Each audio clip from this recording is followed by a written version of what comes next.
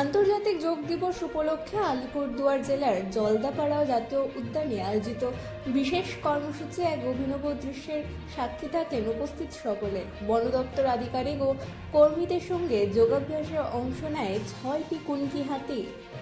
জলে দাঁড়িয়ে মাথা ও শরীর দুলিয়ে বনকর্মীদের সঙ্গে তাল মিলিয়ে যোগব্যায়াম করতে দেখা যায় তাদের। সবুজ অরণ্যের মনোরম পরিবেশে আয়োজিত এই অনুষ্ঠানে প্রকৃতি এবং সুস্থ জীবনের বার্তাই তুলে ধরা হয়। উত্তরবঙ্গের বন্যপ্রাণ শাখার মুখ্য বনপাল ভাস্কর দেবী জানান, প্রকৃতির সান্নিধ্যে যোগচর্চা শরীর এবং মনকে সুস্থ রাখতে গুরুত্বপূর্ণ ভূমিকা পালন করে। এই অভিনব আয়োজন যোগ দিবসের গুরুত্বকে আরও একবার সামনে এনে দিল। ব্যুরো রিপোর্ট, রাত দিন নিউজ নেটওয়ার্ক।